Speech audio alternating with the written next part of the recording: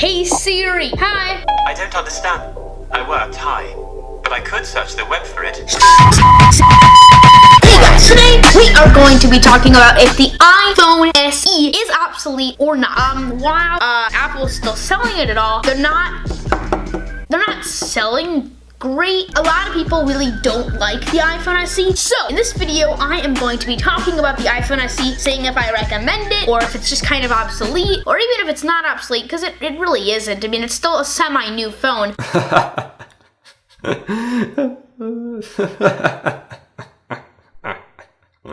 For starters, let me just say, for people with small hands, I love this size phone. It just fits in your hand so well. I have tiny hands, and so with like a 6 or a 6S or a 7 with the big design, I have to really stretch my hand in order to use it with one hand. But what I like about this is you can just use one hand and click and click and click, and you really just don't have to worry about using your other hand. Your other hand can be like back here, and I can do everything I could ever need to do with this phone right now. I can use all corners, notification center, which is really, really nice. Other than that, I do think that the size doesn't really matter, you know? It's a little bit thick. I don't think that really matters, but I don't know. I think I kind of like the 6, 6S, and 7 size better, just because I don't really give a crap about using it in one hand. But I don't know, if you really care about that, you might want to get an SE. By the way, I totally don't recommend putting fake pop sockets on your actual phone. They're like impossible to take off and they don't come back on.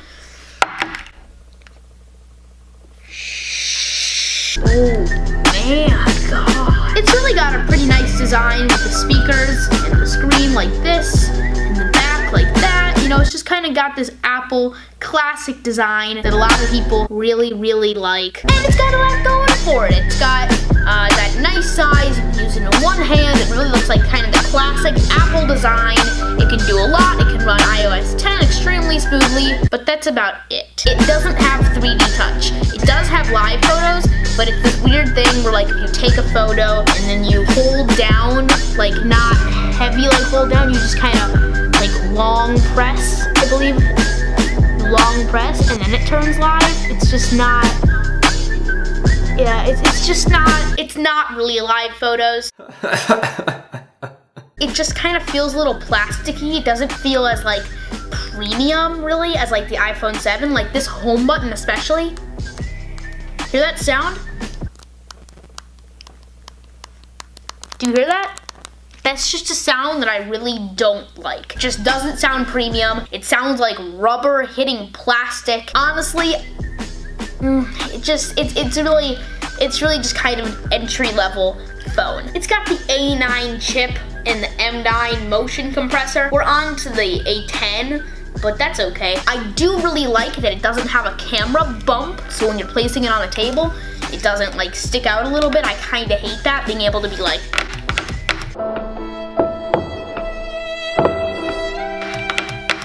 It's not a bad camera. You know, I shoot a lot of vlogs on it. It doesn't really look bad. I do wish it had a better selfie cam. It actually has the original selfie cam, the first generation, I believe. Maybe it's just a second gen, but it's not great. It doesn't look bad,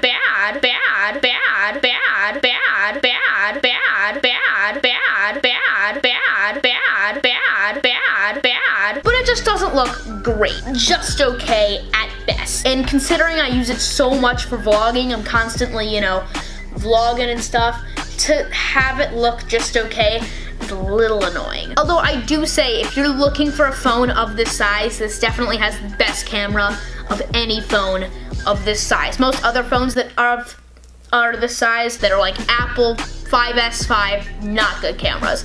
Android phones of this size are usually called mini phones or something. Terrible cameras. This is definitely the best camera you can get for a phone this size, for sure. And for the $400 price point, it's the same price as the GoPro Hero 5 Black. That's just a camera that shoots in 4K. This is just a camera that shoots in 4K, plus a phone, and it's that same price. I mean, that's a pretty good deal if you ask me. It's got a 4-inch display, which I think is pretty nice. I do wish the bezels weren't so giant.